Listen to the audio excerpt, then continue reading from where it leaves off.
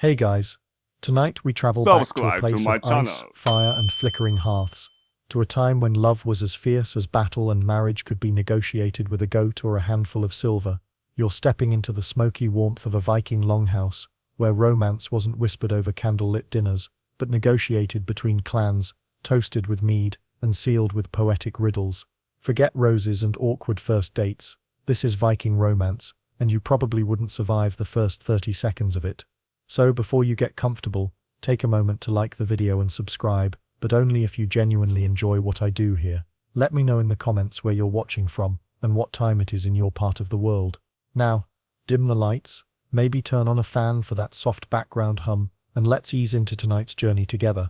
You find yourself trudging up a narrow hillside in coastal Norway. Your boots squish softly into wet moss, the fog is rolling low, and somewhere in the distance a dog barks just once. The longhouse ahead flickers with orange firelight, a thin plume of smoke rises from the roof vent. You duck inside, stooping, as all good guests do, and are hit by the heavy scent of smoked fish, wool and old wood. Inside, there's noise and laughter, and the unmistakable clatter of a feast in full swing. Men and women sit cross-legged on low benches, goblets of mead in hand, while a skald, the village poet, leans dramatically forward, weaving a saga about forbidden love and jealous gods. You take your seat beside a farmer's daughter, who gives you a sideways glance that says either hello or I might stab you. In Viking courtship, it's often both. Here in the glow of the hearth, you begin to learn that Norse intimacy wasn't just passion, it was politics. Every love story was woven into a broader saga of survival. Families were bound by alliances as much as affections. Marriage wasn't just a personal milestone, it was a transaction, a treaty, and occasionally, a trap. But don't worry. You're not expected to fight anyone. Tonight you're just an observer, gliding quietly through a world where emotions are wrapped in layers of fur, custom, and if the gods are kind, a bit of affection. The benches creak as a pair of elders nudge closer to the fire. One whispers a story about how her grandfather wooed her grandmother by stealing a cow from her family's rival clan. Apparently she was so impressed, she ran away with him that very night. Historians still argue whether such tales are romantic gestures or just highly localized theft. You take another sip of warm mead, it tastes like liquid bread with a hint of forest. Around you, couples flirt through song, trade riddles laced with double meanings, and occasionally slap each other on the arm in what passes for affection here. There's something oddly soothing about how practical it all is. No endless text messages, no ghosting. If a Viking likes you, they recite a verse comparing your face to a particularly nice fjord and offer you half of their dried seal jerky. You know, simple stuff. In this society, love wasn't always about the heart flutter. Sometimes it was about who owned the most sheep. Sometimes it was about peace between rival families. And yes, sometimes, just sometimes, it was about the way someone looked in the firelight as they hauled in a boatload of cod. The flames crackle, casting shadows on the thick timber walls. You can hear a child snoring softly in the loft above. The skald is finishing his tale, a tragic love between a shield maiden and a king who could never be hers. The crowd sighs, someone raises a horn in tribute, and you feel a gentle pull toward slumber, and just as you begin to fade, the farmer's daughter elbows you in the ribs and asks, in a whisper, if you've ever heard the riddle about the goat and the moon. Welcome to Viking romance. Outside the longhouse, dawn is breaking in soft blues and silvers. Inside, the embers still glow faintly, and the scent of ash mingles with morning breath and damp wool. You stretch beneath your fur cloak and blink away the sleep, ready to begin your quiet wander through the rhythms of Viking affection. Your next stop, the beginning of it all, those clumsy, frost-bitten first encounters between Norse singles. Because contrary to popular belief, Viking love didn't begin with abductions or pillaging, at least not always. Sometimes it began in perfectly normal places. Local feasts, trading fairs, and springtime gatherings known as thing assemblies, giant meetups for law, politics, and yes, a bit of flirting. Imagine it now. You're walking through a bustling market at a midsummer festival. The sun barely sets this far north, and the air smells of honey cakes and wet moss. The crowd hums with chatter. There's a blacksmith demonstrating his latest axe design, children chasing geese, and somewhere behind a stall of hand-carved spoons, two teens are awkwardly pretending not to notice each other. Courtship in the Viking world was rarely spontaneous. You didn't just lock eyes across a room and fall instantly in love. Instead, you likely knew each other already. Your families traded goods, owned nearby farms, or crossed paths at seasonal gatherings. And those first glances weren't always private either. Parents were often watching closely, because any potential romance also meant potential land deals, peace treaties, or rivalries waiting to ignite. Of course, young Vikings weren't completely at the mercy of their parents. There was room for genuine attraction, provided you could prove yourself. That might mean showing bravery in a raid, reciting a clever bit of verse, or not joking here, being really good at milking goats. Apparently strong hands and a calm presence went a long way. And while the sagas loved to dwell on dramatic elopements and star-crossed love, everyday flirtation was far more subtle. A slightly too long glance at the communal well, a gift of a carefully carved comb, a short verse carved into bark and left on someone's doorstep, sort of like a Viking post-it note that says, "Hey, I think you're neat." But flirtation could also be risky. Reputation was everything, and being seen as too forward, or worse too easy, could ruin your prospects. A woman who flirted too openly might be branded argy, improper, while a man who bragged too much about conquests might be mocked for lacking self-control. There was a delicate line between confidence and foolishness. You of course walk it perfectly. Historians still debate just how much say Viking women had in choosing their husbands. Some argue that fathers and uncles controlled the matchmaking entirely. Others point to saga heroines who clearly had preferences, rejected suitors, and even issued clever ultimatums. The truth, as always, is likely somewhere in between, shaped by class, region, and whether or not your dad was the kind of guy who brought an axe to a negotiation. Still, love stories did bloom. A boy might watch a girl dance at the midsummer feast, then tell his mother he wished to court her. If his family approved, talks began, and if her family didn't immediately reach for their spears, well, things might just work out. You wander now toward the edge of the gathering, where a pair of young lovers sit half hidden behind a stack of firewood. They're whispering. He's awkwardly complimenting her braids. She's laughing too loud. He offers her a clumsily carved brooch in the shape of a bear, and she doesn't throw it at him.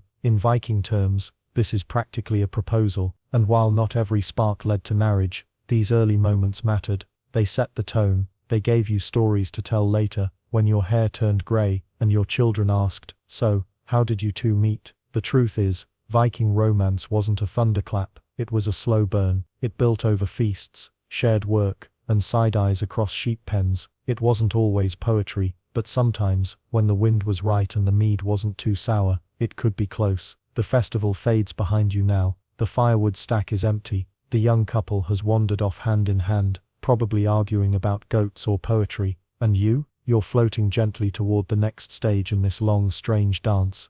You're walking now along a narrow fjord path, the cold air brushing your cheeks, salt and pine mingling in each breath. A raven hops ahead of you on the trail, then lifts off with a dry flap of wings. You follow the curve of the coast until you come to a clearing, where a small group has gathered beneath a birch tree. They're not trading goods or gossip. They're telling riddles, but not just any riddles. Love riddles. Yes, in Viking courtship, cleverness wasn't optional, it was essential. If you couldn't craft a poetic metaphor about your beloved's hair being finer than flax, or her voice gentler than a drifting snowflake, or maybe fiercer than a winter wolf, depending on the lady, well, good luck winning her heart. You slip into the circle, just in time to hear one man teasing another about a botched verse. He rhymed beauties with booty again. Someone snickers. Viking flirting, it turns out, had rules. You see, skaldic poetry wasn't just entertainment. It was the language of love. A suitor might express interest with a short verse, often carved into wood or whispered during a shared chore. These verses were dense, metaphorical, and absurdly hard to write well. But if done right, they struck deep. Imagine trying to say, "I like you" by comparing someone's eyes to storm-lit fjords, or their kindness to the warmth of a hearth in winter, and then making it rhyme, in Old Norse, with a proper meter. This wasn't casual Tinder swiping. It was more like competitive lyric opera with axe metaphors. If the recipient liked the verse, they might respond with one of their own. Some of these exchanges became famous, passed down in sagas for generations. Others were forgotten the moment they were spoken. But for a fleeting moment, they held power. And here's the twist. If a man composed too many romantic verses for a woman who hadn't accepted him, it could be considered a public insult. There were even laws against slanderous poetry, neath, which could ruin reputations or spark duels. So each line had to walk a fine line between admiration and invasion. Historians still argue how widespread this poetic flirting was. Was it common among farmers and fishermen, or mainly a pastime of noblemen and bards? The sagas often blur the line between historical fact and wishful embellishment.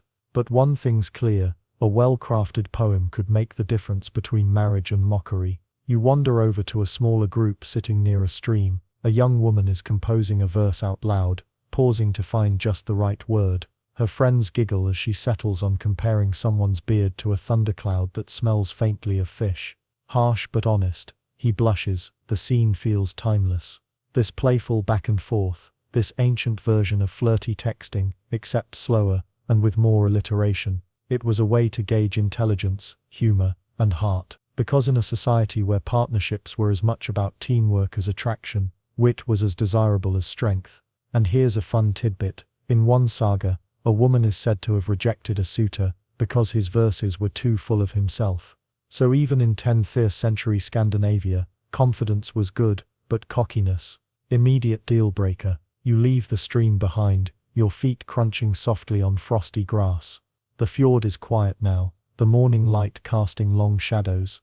You think about all those young lovers composing verses, taking risks with words. You wonder how many got it right, how many never dared.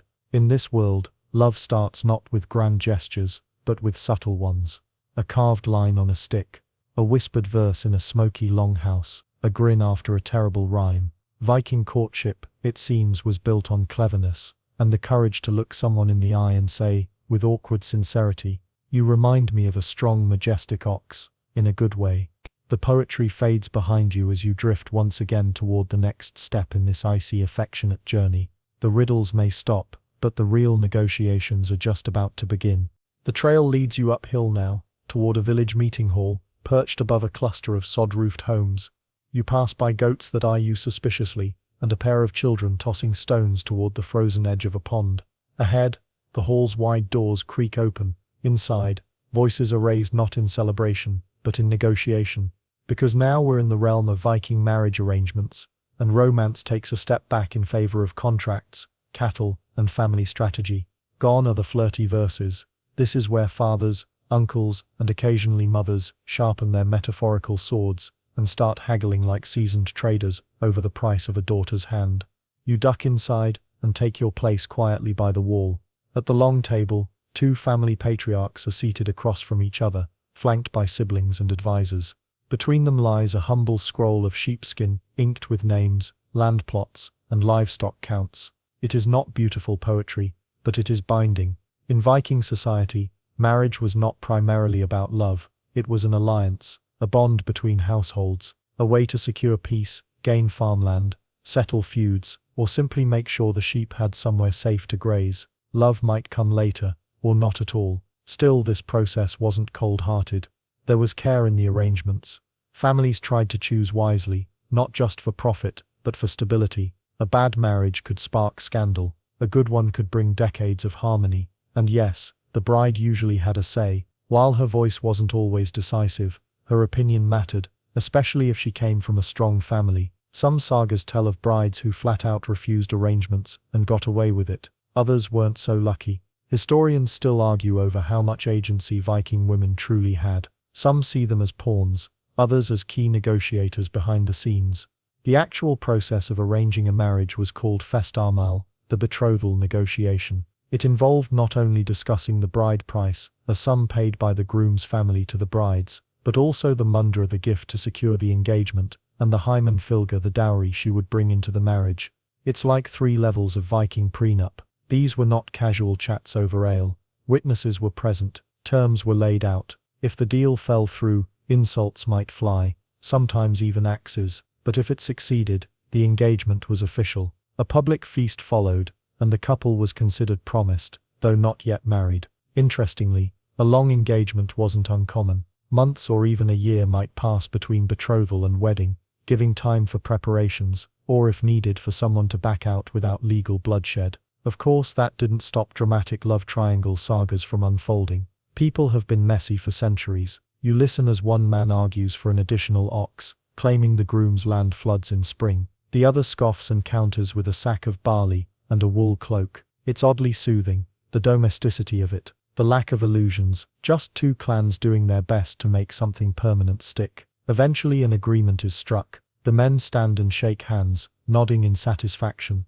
The bride's aunt dabs her eyes. A teenage boy in the corner looks vaguely horrified. Probably the groom. You follow the family outside, as they begin preparations for the engagement feast. Smoke rises from cooking fires, and someone's already trying to fix a broken lyre string. It's all happening so quickly, and yet with the slow, deliberate rhythm of tradition. You walk the village as the day wanes, imagining all the stories hidden behind each marriage. The ones full of affection, the ones born of calculation, the quiet partnerships, the stormy mismatches, the unions where love grew over time, or never at all. Because in this world marriage wasn't a fairy tale, it was a contract between two families with hopes, fears and livestock to manage. A strange blend of romance and realism, passion and practicality. And now that the deal is struck, the wedding will come soon. But before that, there's still time for second thoughts.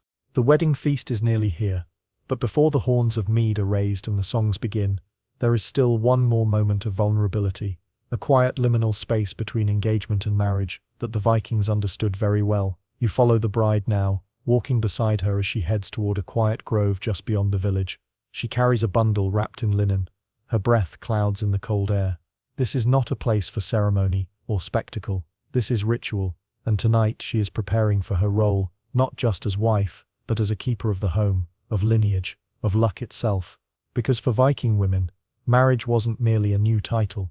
It meant stepping into power, quiet power, often invisible, but real. She would now manage the household, distribute food, oversee textile production, advise on disputes, and yes, shape the emotional climate of her longhouse, like a kind of spiritual weather system. But before all that, there's cleansing to be done. You find yourself beside a steaming pool, fed by a thermal spring. Around it are stones blackened with old fires, and traces of ash in the soil. This is where the bride will bathe, often surrounded by female relatives and friends. It's part ritual, part farewell party, part spa day, but with more chanting. They anoint her with oils, braid her hair in ceremonial knots, and recite protective verses. It's not just about hygiene, though after a summer of sheep and peat fires, it's definitely a bonus. It's about entering marriage in a state of symbolic purity, letting go of her maiden identity. At the same time, across the village, the groom undergoes his own transition. No warm bath for him. He's probably out in the forest with his brothers and friends, sacrificing to Thor or Odin. Maybe they're burying a symbolic weapon, or sharing a blood oath over a horn of beer. Or maybe in some places, he's simply sitting in silence while older men drone on about the responsibilities of married life. Historians still debate how consistent these rituals were across Norse settlements. Some regions seem to emphasize magic and runic rites. Others leaned into practical symbols, exchanging tools, cloaks or livestock. What's certain is that marriage rituals carried immense cultural weight, not because they guaranteed love, but because they honored transformation. One particularly beautiful tradition, the brúðkaup, a symbolic journey from the bride's house to the groom's, often accompanied by singing, torches, and a parade of guests.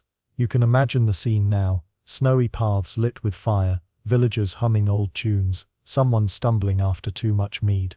The couple walks side by side into a new chapter, and while most of the ceremony centers on the social contract, there are always little signs of personal tenderness, a shared glance, a clasped hand.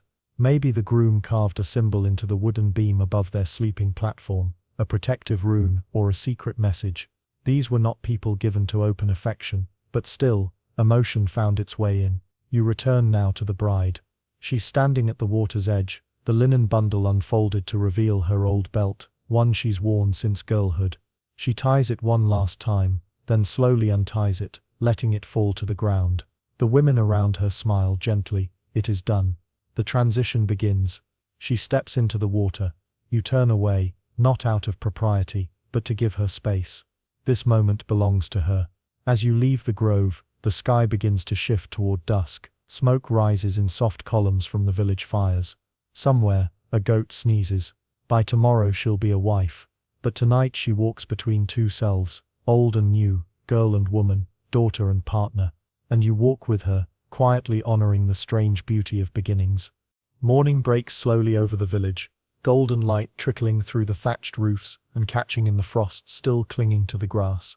Today is the wedding day. Chickens are squawking, someone's dropped a barrel of fish, and somewhere nearby a child is crying, probably because they weren't allowed to carry a torch in the procession. But beneath the everyday bustle, there's a different kind of energy humming in the air, something solemn, something ancient. You step into the heart of the longhouse, where everything smells of smoke, pine, and anticipation. And here, in the center of it all, you witness the Viking wedding ceremony, a surprisingly earthy blend of legal custom, religious offering, rowdy storytelling, and symbolic hand-holding. The bride and groom sit at opposite ends of the hall, each surrounded by family and supporters. No first look, no bouquet, no awkward DJ.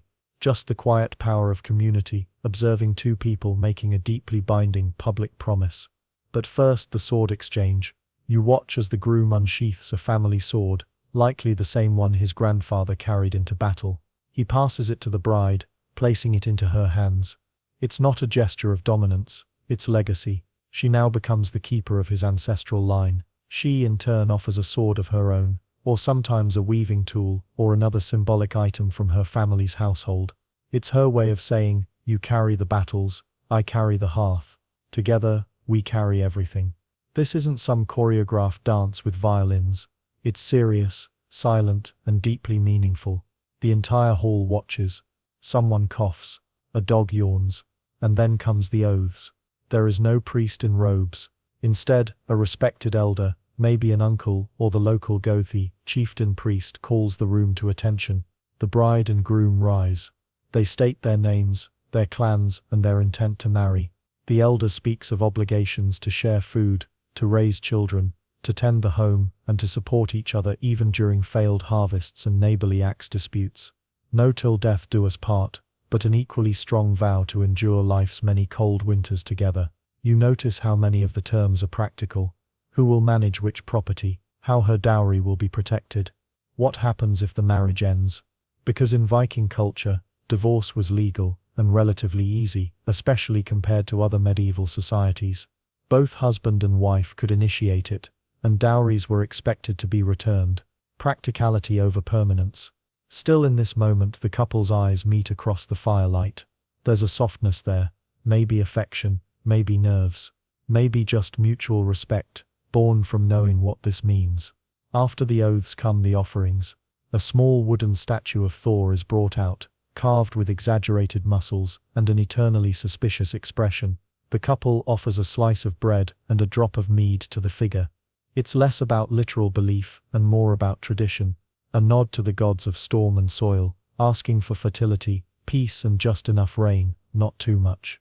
Then the couple's hands are bound together with a woven band, sometimes of wool, sometimes of leather. This is the origin of the phrase tying the knot, though the Vikings weren't the only culture to do it.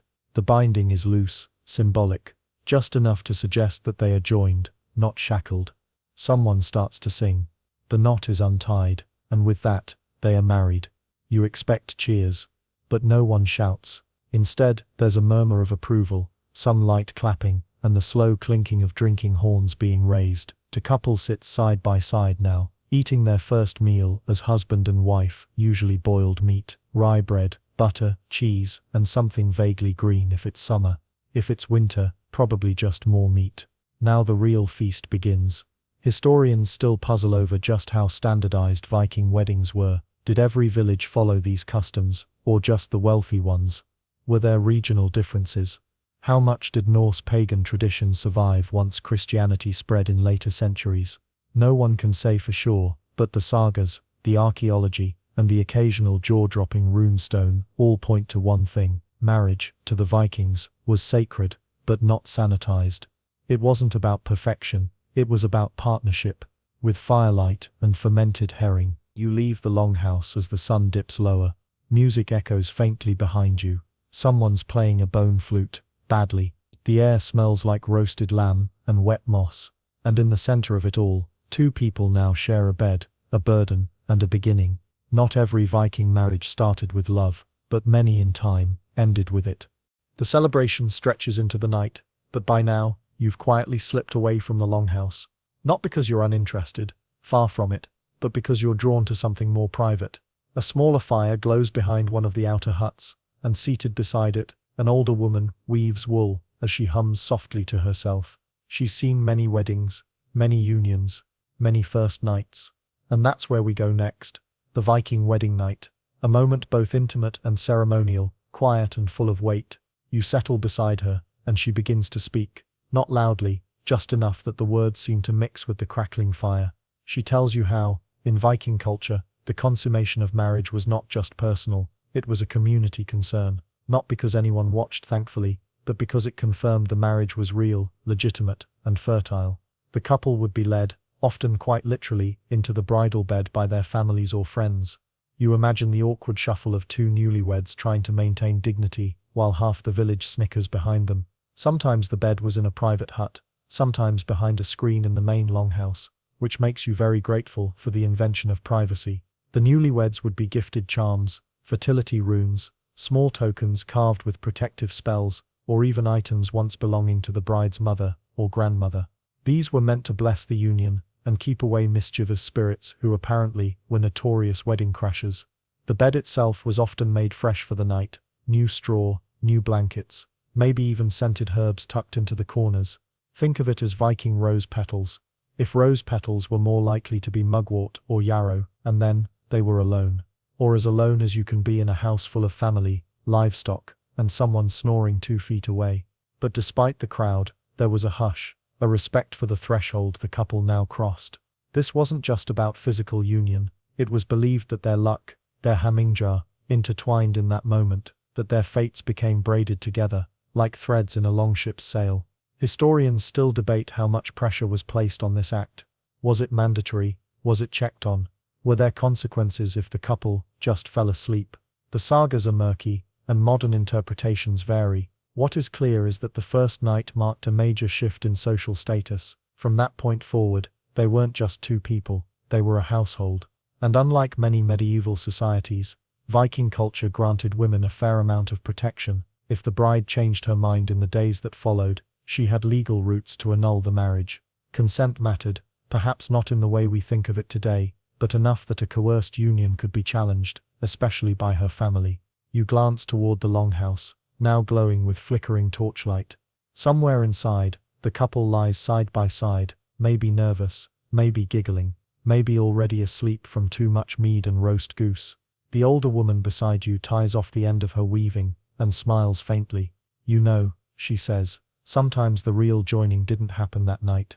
It happened the next morning, when they woke up and realized they were stuck with each other, and nobody knew how to cook. She laughs softly, then returns to her weaving. Because that's the truth of it, isn't it? For all the symbolism, all the swords and songs and sacred oaths, the real test of Viking marriage came not in the firelit ceremony, but in the cold mornings after, in who gathered the eggs, who mended the roof, who remembered to salt the fish, who didn't talk too much when the other had a headache. Love for the Vikings was often a daily decision, not a grand declaration, and as the stars wheel above the thatched village, and the goats settle down in their pens, you realize something. Amid the sagas of battles and gods, it's these quiet human moments that feel the most enduring. Morning comes slowly, soft and grey. The wedding fire has burned down to ash, and smoke curls lazily from the longhouse roof. You step inside and spot the couple, no longer bride and groom, but wife and husband, sitting side by side, sharing a bowl of barley porridge. No fanfare, no applause. Just quiet chewing and the occasional awkward smile. This is the beginning of married life in the Viking world. And it's not a honeymoon, it's a partnership forged in routine, responsibility, and shared survival. Forget swan-shaped towels or breakfast in bed. Their honeymoon might involve mucking out the goat pen and preparing dried fish for winter stores. You watch as the wife fastens her keys to her belt, a small ring that clinks as she moves. It's symbolic, but also incredibly practical. Viking women were managers of the home, and that meant she held the literal keys to everything. The food stores, the valuables, the family medicines, and sometimes even the locked chest where the weapons were kept. And make no mistake, this was no idle role. Running a household in Viking society was a full-time, high-stakes job. You had to preserve food, oversee servants or thralls enslaved workers, make clothing, keep the fire going, treat minor illnesses, mediate disputes, and still somehow teach the children to stop eating beeswax. Meanwhile, the husband's duties extended beyond warfare. He might hunt, farm, fish, trade, or even craft ship parts, depending on his skill set. And while we love to imagine every Viking man swinging an axe and yelling about Valhalla, in reality, many spent their days dealing with fish guts and tax disputes. Romance, indeed. Still, there was tenderness woven into these routines. A well-packed lunch, a mended sock, a quiet moment by the hearth where they shared stories or carved runes into bits of wood. It wasn't flashy love, but it was enduring love, built over time, with every salted fish and smoky stew. Historians still argue whether Viking marriages were genuinely affectionate or simply utilitarian. Some sagas suggest deep emotional bonds, wives mourning lost husbands for decades, others show more transactional dynamics. But like all human relationships, the truth probably lived in the in-between. You stroll through the home now. It's one large room, divided more by habit than walls. The central hearth burns low. Beds line the sides, children run in and out, chasing a dog who has clearly had enough. Somewhere in the back, a grandmother is teaching someone how to dye wool with mushrooms. The wife moves like she's always belonged here. She stirs a pot, hands out orders, and glances at her new husband with the faintest smirk. Maybe she's teasing him about not knowing how to patch his tunic. Maybe she's just glad the wedding chaos is over. One charming tradition. The couple might receive wedding gifts from neighbors, bundles of herbs, hand-forged tools, carved charms, or even a cow, if the neighbors were feeling generous or wanted the cow gone. Each gift came with a little bit of luck and a lot of gossip. And then there were the naming days. If a child came along within the first year, the community would gather again to name the baby. It was a second celebration, less mead, more milk. And while we won't fast forward that far yet, you can almost see it, can't you? The same couple, a little sleep-deprived, a little older, smiling down at a squirmy bundle wrapped in wool. But for now, it's just the two of them. Two people finding rhythm in shared work, shared jokes, and maybe a shared complaint about the neighbor's rooster. The longhouse hums with activity, but around the couple, there's a stillness. Not because they're ignoring the world, but because they're learning how to face it together. And really, isn't that the best kind of love story? Not the kind carved into sagas with swords and thunder, but the one whispered over a stew pot, with a wink and a burned crust of bread. The seasons shift. Snow melts from the rooftops. The fjord thaws, and green creeps cautiously across the fields. You return to the village, and the air smells of pine needles and wet earth. Inside the longhouse, the couple, no longer newlyweds, but now a settled pair, are working in quiet coordination. She kneads dough, he sharpens a blade, and in between there's a quiet rhythm of conversation, laughter, and the occasional sarcastic sigh. It's time to explore how intimacy grew over time in Viking marriages, not just in the bedroom, but in body language, daily habits, and private trust. You might be surprised to learn that while Norse sagas rarely describe physical affection in explicit detail, thank Odin, they hint at something tender beneath the bravado. Viking couples may not have written love poems, though some men did write runes on combs and bone pendants, but they knew how to flirt with a glance, a shared chore, or a well-placed insult. You watch as the husband tries with limited success to fix a broken spinning wheel. His wife watches silently, arms crossed, the corner of her mouth twitching upward. She finally takes it from him and repairs it in 3 swift moves. "You're lucky you're pretty," she mutters. He shrugs. "You didn't say that last night." Ah yes, Viking pillow talk, equal parts teasing and matter-of-fact. Intimacy wasn't shrouded in mystery or shame in Norse culture. It was seen as a normal, healthy part of marriage. They had terms for desire, love, and yes, attraction, even if they occasionally involved comparing someone's legs to tree trunks. What we do know is this.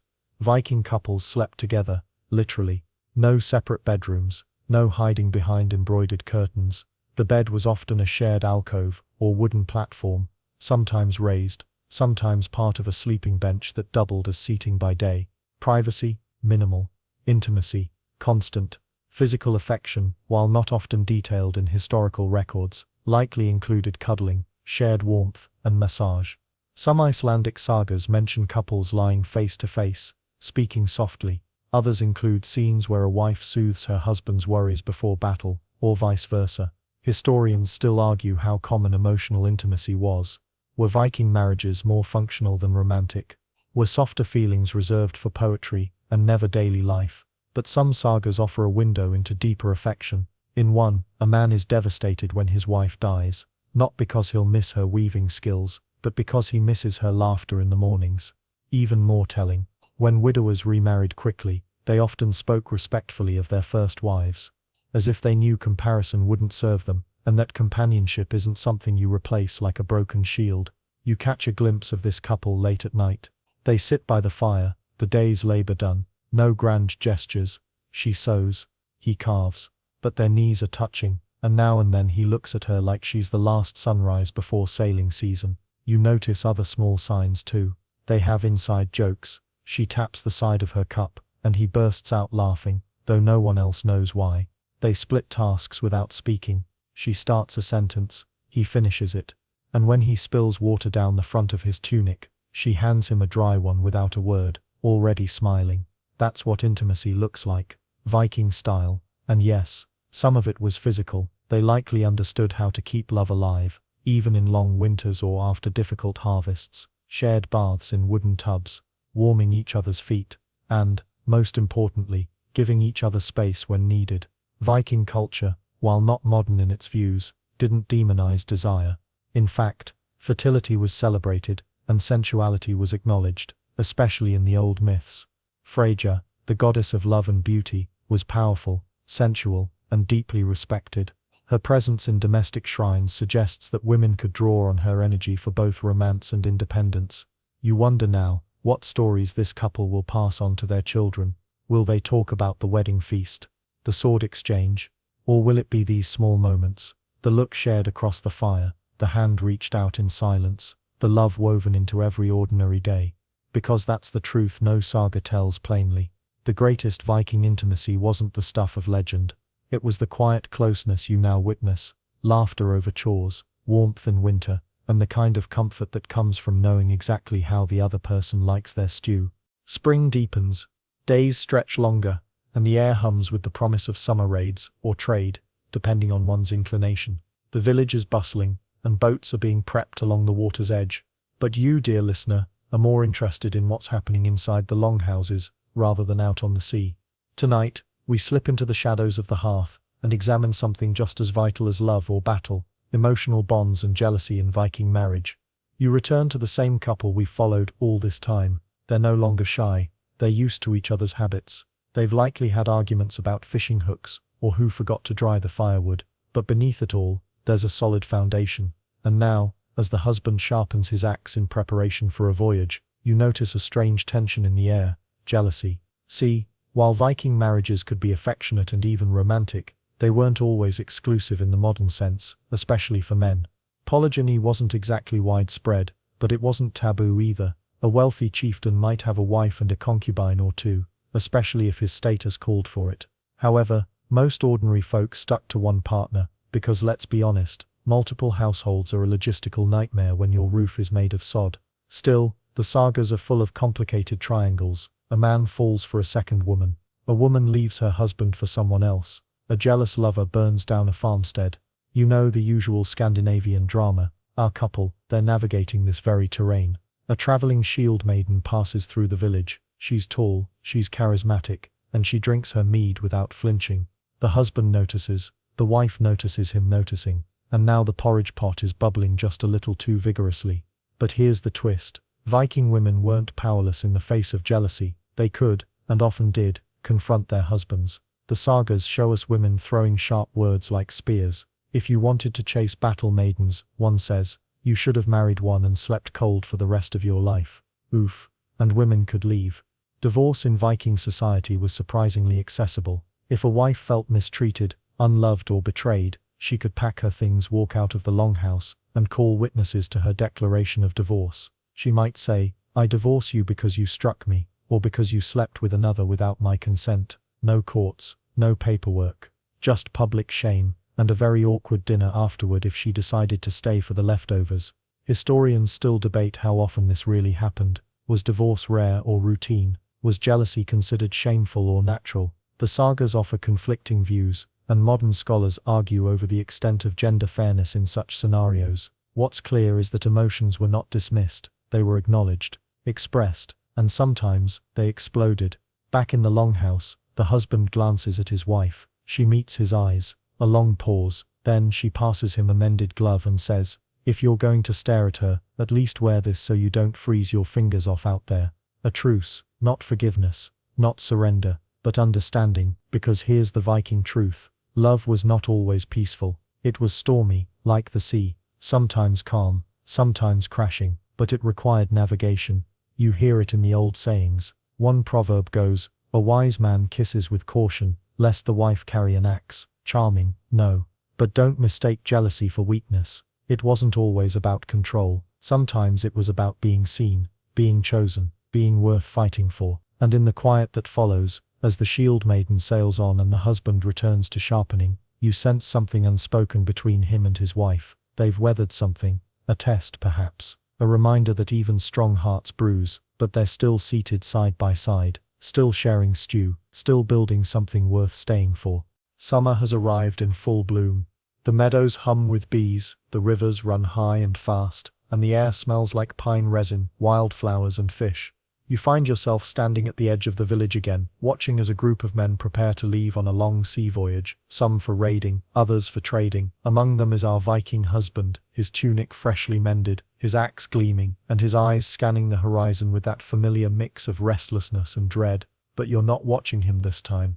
You're watching his wife, standing at the doorway of the longhouse with her arms folded and her face unreadable. Because tonight we're sinking into one of the quietest but most emotionally charged moments in Viking life, what it meant to part, and how love endured across oceans and seasons. Let's not romanticize this too quickly. Viking sea journeys were long, dangerous and unpredictable. A man could be gone for weeks, months, even years, and there was no postal service, no pigeon messengers, no magical FaceTime rune. You left, and you might never come back, and both of you knew it. You imagine the conversation the night before, not grand dramatic vows, but practical details, where the tools are, which field to harvest next, what to say if someone comes asking about debts, and perhaps, just as the candle guttered low, a whisper, "Don't forget me." Now, as the ship pushes off, the wife steps back inside. She doesn't cry, she doesn't call out, but she picks up her spindle and begins spinning wool with just a little more tension in the thread.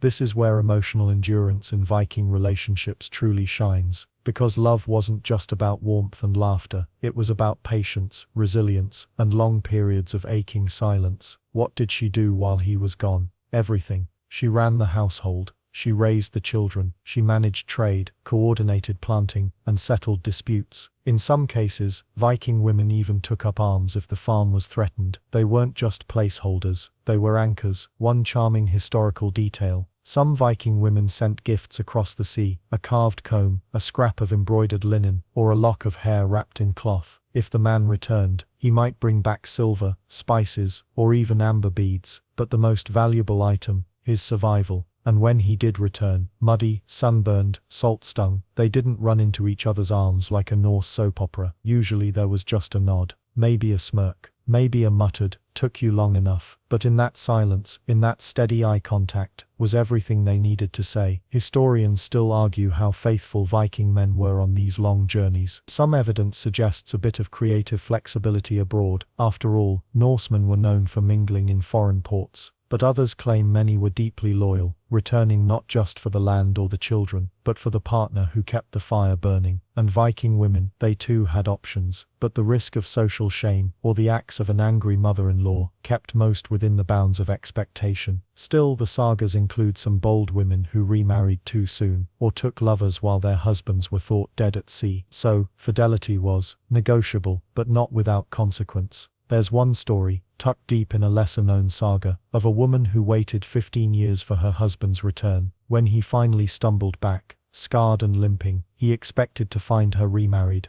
But instead, he found a pot of stew on the fire, and her sleeping in his bed, holding a pair of his old boots. Make of that what you will. As you return to the longhouse, you see our Viking wife at her loom, weaving something new, a tapestry, maybe, a future, a memory in color and thread. Her children play by the door, she hums under her breath, and then footsteps. The door opens, sunlight, dust and sea salt drift in. He's home, no words, just a quiet exchange of glances. His pack hits the floor, she hands him a cup of water, and in that single moment, love speaks louder than any saga ever could.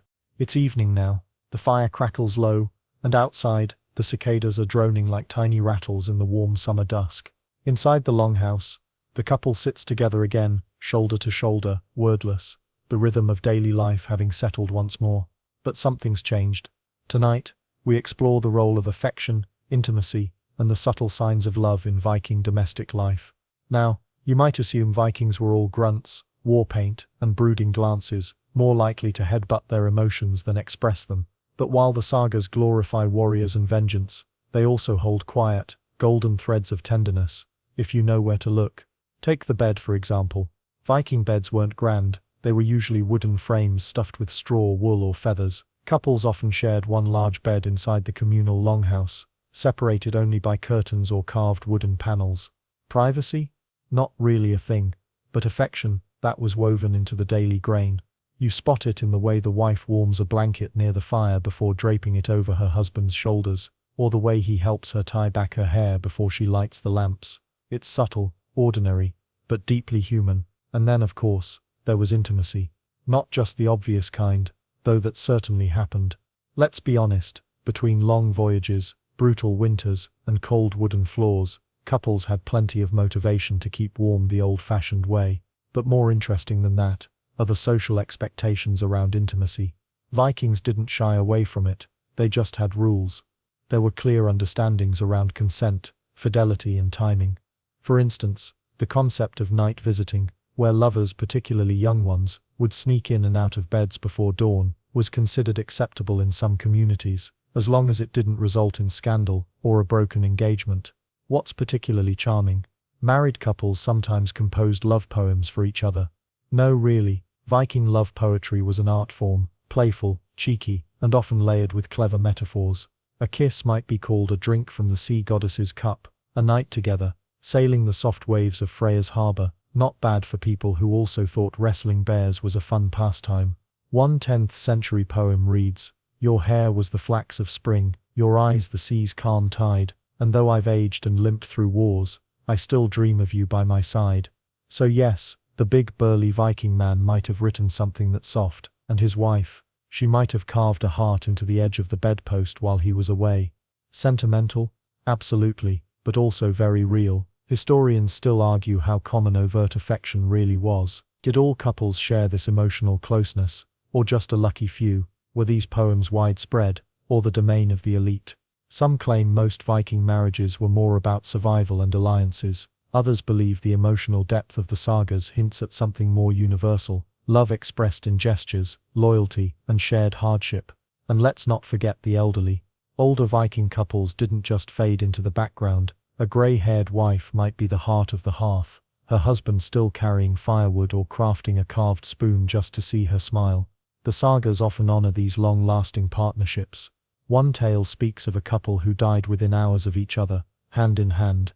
The skalds said they walked the rainbow bridge together, as one. Back in the longhouse, the fire dims. The couple shares a bowl of stew. He chews slowly, she scolds him gently for not rinsing the herbs properly. He grins.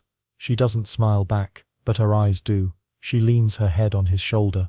He says nothing, just tilts toward her slightly.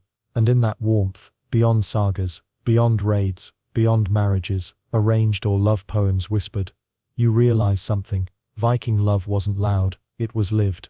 Autumn arrives early in the north. The sky hangs lower, the wind sharpens, and the trees begin to rust, their leaves drifting down like faded runes from the gods.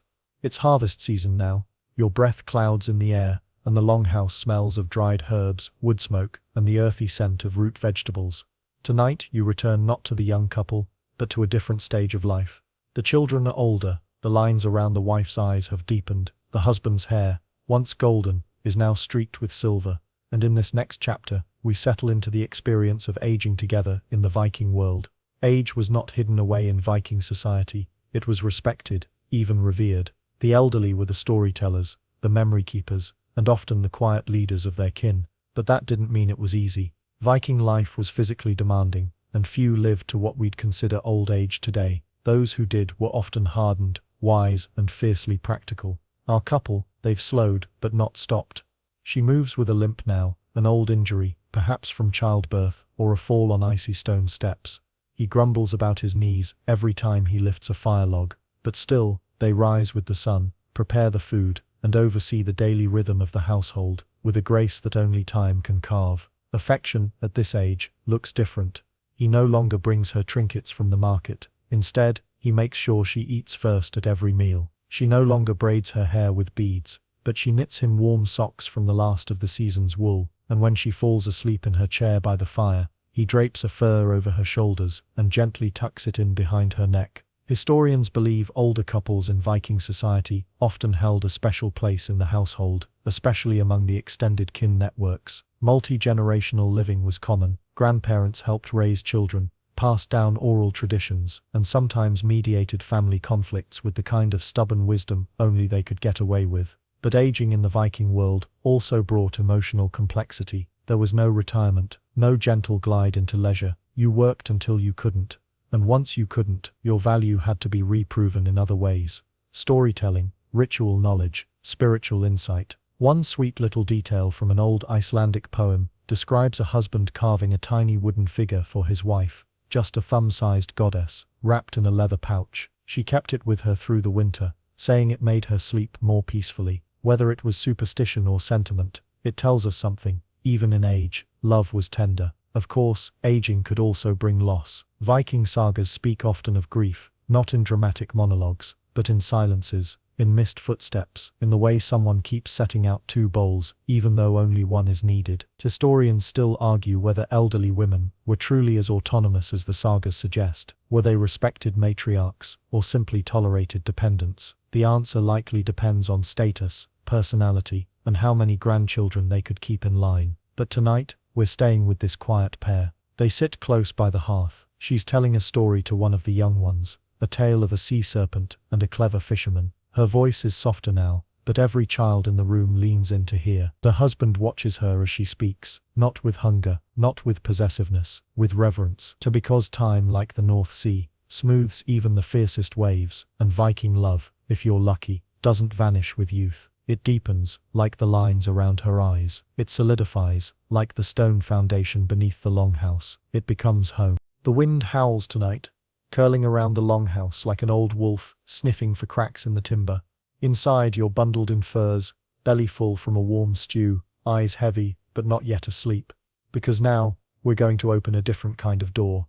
Not one made of wood and iron, but of ritual, myth, and the gods who watched over Viking love and marriage. In the flickering light of the hearth, someone begins to chant. Low, rhythmic, ancient, a prayer, not for war or weather, but for affection, trust, and the small mercies of human closeness. Because yes, even the Viking gods had a say in matters of the heart. Let's begin with Freyja, the goddess of love, beauty, fertility, and also war. A woman of contradictions, much like real ones. She wept tears of gold, and rode a chariot, pulled by cats. And if that's not romantic, I don't know what is. Viking women might whisper to Freyja before marriage, during childbirth, or when seeking comfort after a quarrel. She wasn't just the goddess of physical love, she was the patron of passionate, messy, enduring connection. You can almost picture a weary wife lighting a small candle in her honor after another long day of drying fish and fixing her husband's tunic. Then there's Frigg, Odin's wife, queen of the Aesir. She represented marital fidelity, domestic wisdom, and the quiet power of knowing more than you say, a very relatable trait. Some women even swore oaths to Frigg when making promises to their spouses, adding a divine layer to the till death do us part clause. And let's not forget Thor. You might think of him as the god of thunder and smashing things, and he was, but he also protected homes and families.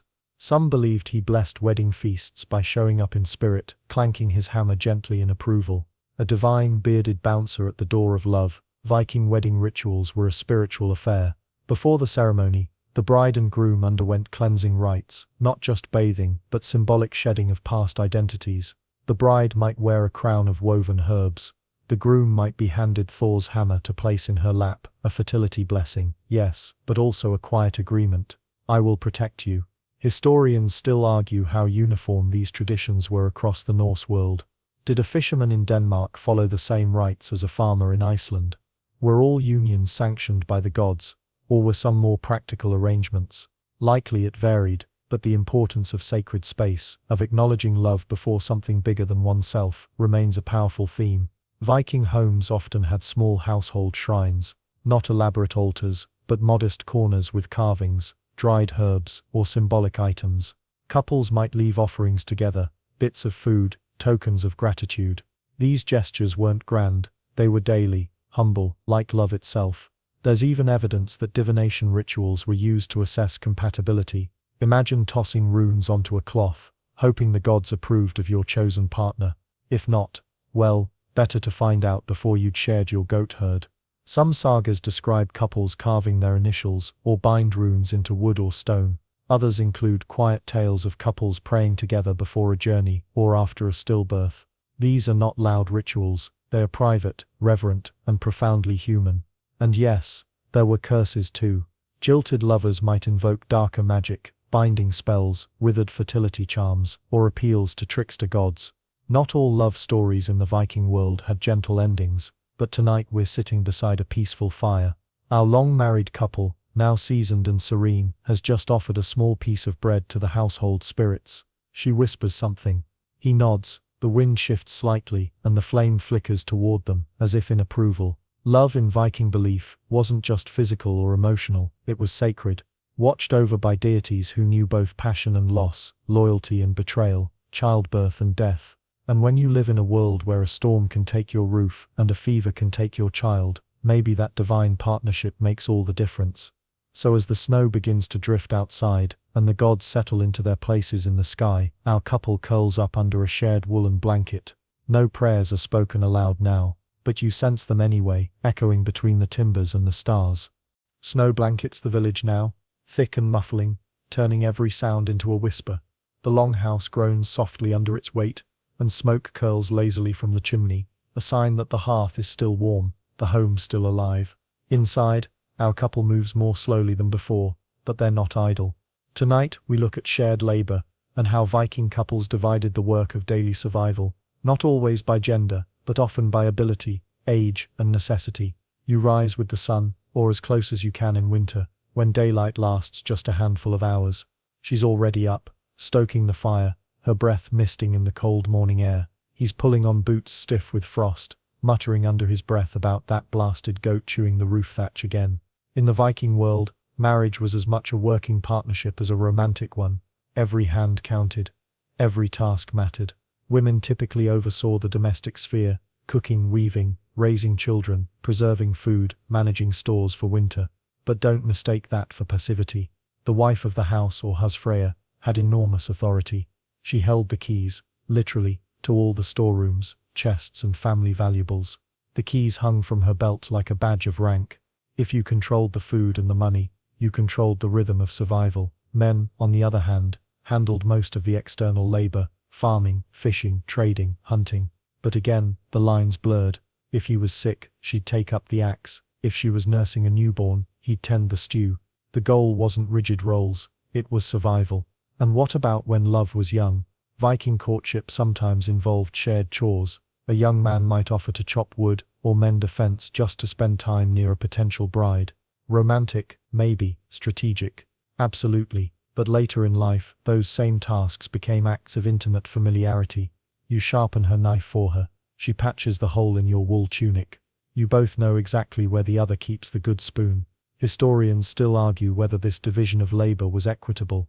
Did women truly have autonomy, or was it an illusion masked by poetic sagas? The reality was likely complex, shaped by class, location, and the personalities involved. A wealthy chieftain's wife might direct servants. A farmer's wife might do everything herself, from brewing ale to tanning leather, and don't forget winter. When snowstorms raged outside, and the animals huddled in their stalls, the longhouse became a crucible of closeness. All the daily chores happened within a few cramped meters. Privacy was a curtain, if you were lucky. Arguments flared, tempers steamed like the stew pot, but so did laughter, so did teamwork. Imagine the two of them, side by side at the loom, her hands guiding the thread, his steady fingers working the shuttle. The only sound is the rhythmic clack of wood, and the soft thump of the snow outside. Maybe he makes a joke about her crooked weave. Maybe she tells him to hush and check the stew before it burns again. Even their disagreements reveal their bond. Not dramatic fights, but the low-stakes kind, over salt, firewood, or the proper way to pickle turnips. One saga even includes a married couple's argument in verse. They bickered in rhyme, and somehow, That feels very on brand. And yes, they likely grumbled. A lot, but they also carried burdens together, literally. A Viking proverb says, "Better to share the load than stumble alone." And so, our aging couple still shares the load. Even if it's lighter now, even if it's just keeping each other company while stringing dried apples for winter. They don't say much these days. They don't need to, because the real love story, it's not in the wedding, or the poetry, or even the nights spent tangled in fur blankets. It's in the chopping of onions, the mending of sleeves, the sitting side by side, year after year, through snow and thaw, storm and sun. The frost is beginning to melt now. A thin stream of water trickles down from the thatched roof as spring announces itself not with fanfare, but with a slow, muddy sigh. The animals are restless. The days stretch longer, and love, even in the Northlands, begins to stir again. Tonight, we explore public affection, private bonds, and how Viking couples showed love without saying a word. You step outside and see them, a man and a woman, walking side by side, not holding hands but in step. Their shoulders brush occasionally, but there's no spectacle, no dramatic kiss, no flowers tucked behind ears. And yet, there it is, something quietly glowing between them, a rhythm, a recognition. The Viking world wasn't one for open sentimentality, at least not the way we think of it today. You won't find many historical records of public kisses or sappy love letters. But that doesn't mean affection wasn't there, it just lived in subtler gestures. A wife might pack her husband a bit of honeycomb before he leaves on a sea voyage, not for sustenance, but for sweetness. A husband might stop mid-task to brush the snow off his wife's cloak, not because she can't, but because he wants to. They might sleep curled back to back like spoons in a wooden bowl, not needing words to say, "I'm here, I'm warm, I'm yours." And in private, behind the curtain that divides the sleeping quarters from the main hearth, love took on a different life. There are whispers, of course. Sagas that speak of nights spent in low laughter, of fingers tracing runes on bare skin, of lovers keeping warm in ways no fire could match. One particularly endearing passage from the Laxdala saga describes a woman falling in love with a man after seeing how gently he treated a wounded bird, not a dragon, not a warrior, a bird. That's Viking romance for you. Historians still argue whether these moments were common or exceptional. The written sagas often exaggerate, or sanitize, emotions to suit the tale, but the material culture tells its own story. Buried beside some Viking women were small tokens, hair combs, beads, carved bits of wood with names scratched into them. Were they from lovers, family, secret admirers? We'll never know, but it makes you wonder. Let's return to our older couple. He's carving something again, hunched over a piece of driftwood. She watches from across the room, pretending not to be interested, but when he's done, he walks over quietly and hands it to her. It's a bird, simple, roughly made, but its wings curve ever so slightly, as if in flight. She doesn't smile, not exactly, but her fingers wrap around it, and she places it carefully on the little shelf beside the bed. Love for them isn't a grand gesture, it's the rhythm of days spent together, the shared silences, the way he remembers she likes her broth a little thicker, the way she hums when she thinks no one is listening. And yes, sometimes love is funny, like when she laughs at his snoring and calls it Odin's thunder, or when he swears she's hidden his boots just to watch him hobble around half-dressed. There's a Norse saying, a shared smile is worth more than silver, and tonight, that's exactly what they give each other. Not treasure, not oaths, just the quiet glow of a life well lived, together. Outside, the fields are waking up. Birds call from the tree branches. The earth smells of damp moss and thawed roots. And somewhere in the longhouse, new footsteps echo against the timber floor. Light, uncertain, full of wonder. Tonight, we turn to parenting, family roles, and the tender bonds between Viking couples and their children. You hear it before you see it, a high-pitched giggle, the sound of tiny feet dashing across wooden planks, followed by a sigh, then another sound. The quiet, rhythmic pace of a tired father following closely behind. Children were precious in the Viking world, not in the modern helicopter parent sense, but as living proof of legacy, fertility, and divine favor. And parenting wasn't a solo job. Husbands and wives, especially in small households, shared the labor of raising the next generation. A Viking mother might spend her day weaving or preserving food, with her baby slung in a cloth across her chest, humming an old tune handed down from her own mother. A father might take his child out to the shed while repairing a tool, letting them hold the smaller hammer, letting them feel useful, even if they mostly got in the way. It wasn't about picture-perfect parenting, it was about togetherness, and it wasn't always easy. Infant mortality was heartbreakingly common. That's why naming ceremonies, called Naffenfest, were so important. A child wasn't officially part of the family until the father lifted them from the ground and named them, a symbolic acceptance into life. And when that moment came,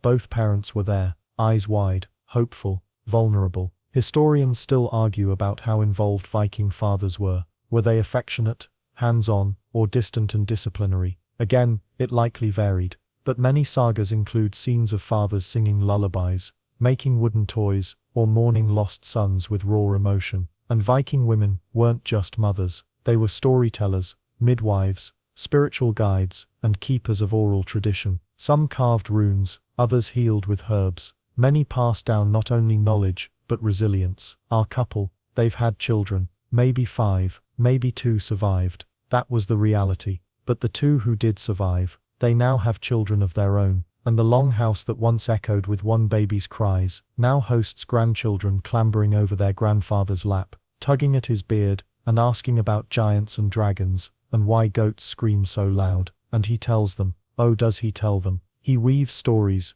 just as his wife weaves cloth. He tells them about the time he saw a whale breach near the fjord, about the ghost that lived in the corner of the barn, about how their grandmother once beat him in a rowing race, and never let him forget it. And she smiles from the firelight, pretending not to listen, but hanging on every word. Sometimes parenting is a long, quiet act of faith. You plant seeds you may never see grow. You teach lessons that take years to sink in. You hold a little hand, knowing one day it will let go and hold another.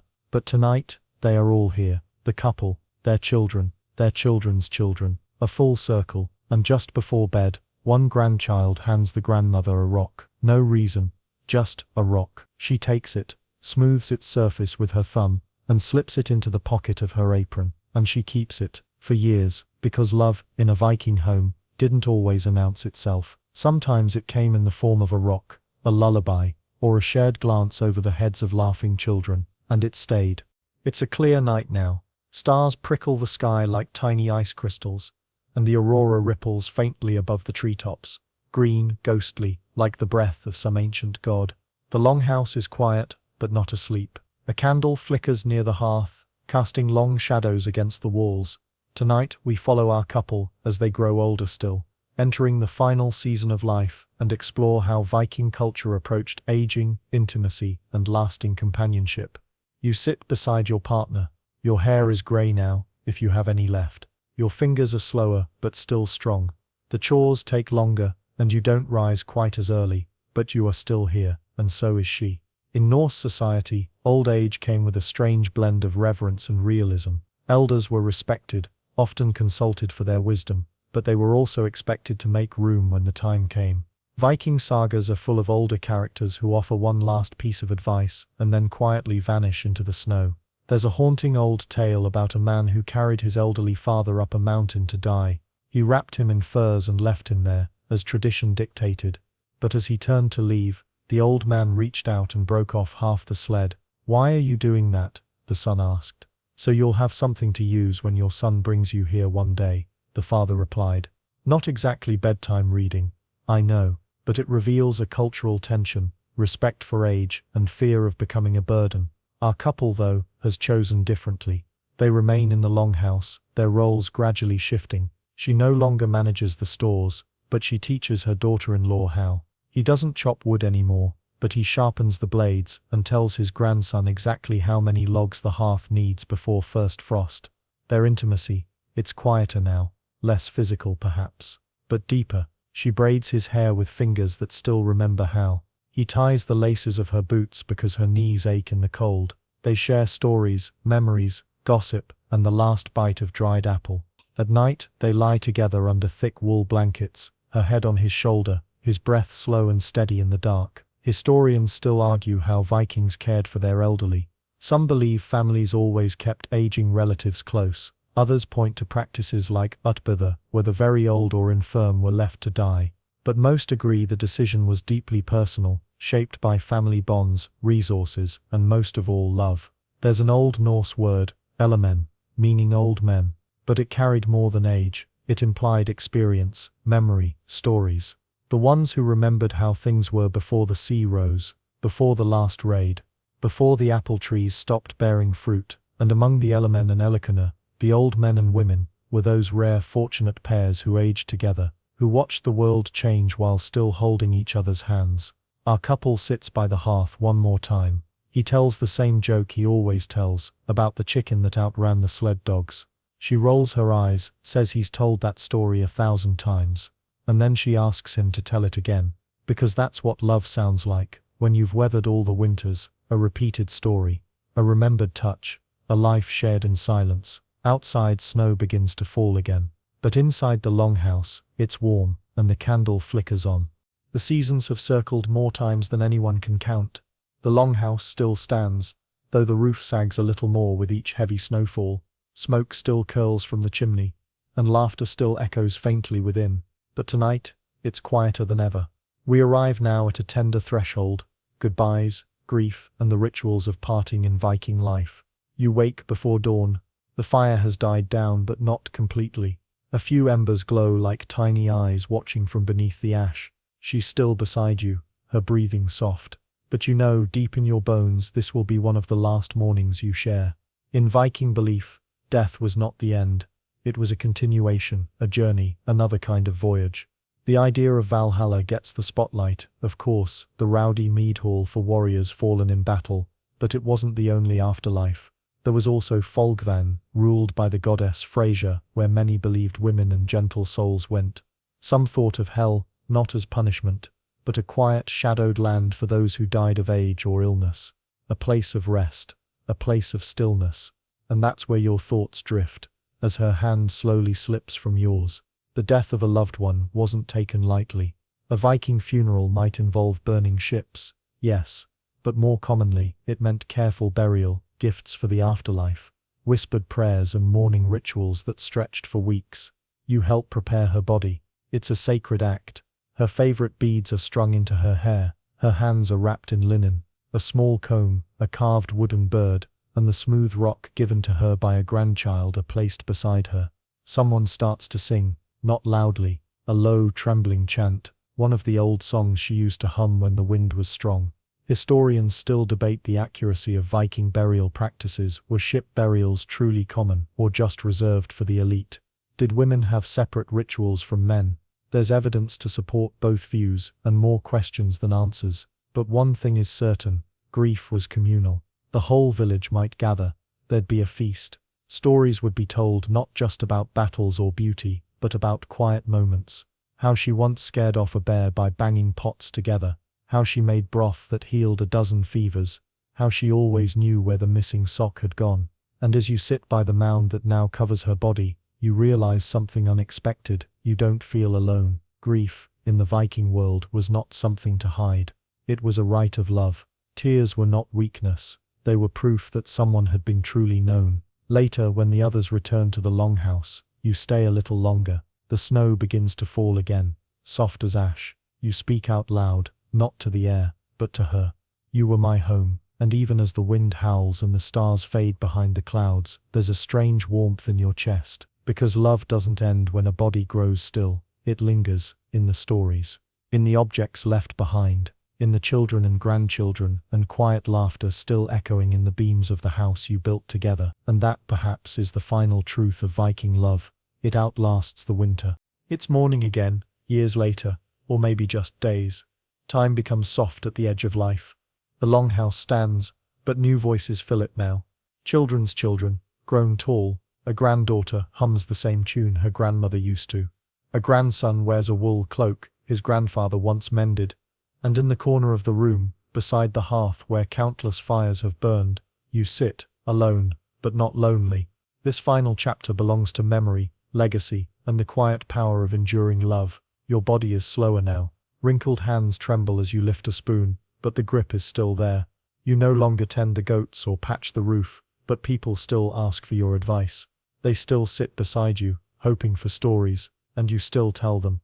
Not the grand tales. No, you save those for others. What you share now are the details. No one else remembers. How her laugh always escaped before she could finish her own joke. How she refused to wear wool in the summer. How she once tried to teach the chickens to come when called by name, little things. But those are the things that last. In Norse tradition, death was only a true end if no one remembered you, but you remember. And because of that, so does the world. Historians still debate the scope of Viking oral traditions. Some say they were loose, adaptable, woven into song and saga. Others argue there was strict structure and rhythm, but all agree memory was sacred. Storytelling kept souls alive. Tonight, as another winter closes in, you reach into a carved wooden box near your bed. Inside, one of her old brooches, dulled with age, a lock of her hair, braided and tied with blue thread, and yes, still, the stone the grandchild gave her long ago. You turn it over in your palm, just once, and then close the lid. The wind moans outside. Somewhere, a dog barks, and you smile. Because this longhouse, this life, you built it together. Not perfectly, but fully. Some nights when the wind is high and the aurora dances over the sky, you still hear her voice. A whisper, a laugh, a name spoken gently in your ear, and whether it's real or just memory, it doesn't matter. You answer anyway, because love this long doesn't vanish. It lingers in the bones of the house, in the rhythm of the fire, in the dreams of everyone who ever rested here. And tonight you rest too. You close your eyes, you breathe in the scent of wool, wood smoke, and lavender oil. You listen to the familiar creaks of the old beams and the slow, even breaths of the young ones asleep across the room. And in that final softened heartbeat, you remember everything. And now, with our journey through Viking love drawing to a close, it's time to soften the pace even more. Let your breath slow, let your shoulders drop. You've traveled through seasons, through stories, through centuries of laughter, grief, joy and snow. Feel the weight of those thick wool blankets pulled up to your chest.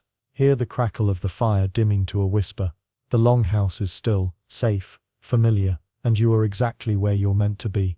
In the quiet, the world outside blurs, snow drifting in slow spirals. Past the window, stars blinking out one by one as sleep takes over.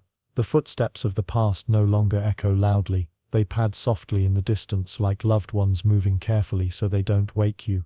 And whether you remember every part of this story or only fragments, it's okay, because what matters is how it made you feel. Safe, warm, held. You were there in the market, at the wedding beside the fire. You were there for the tears and the laughter, and the little stone passed from child to grandmother. And now you're here, drifting deeper, wrapped in the kind of peace that only a life well loved can offer. So go ahead, close your eyes, sleep well. And as the Vikings once whispered at the end of their long journeys, go gently, all is well.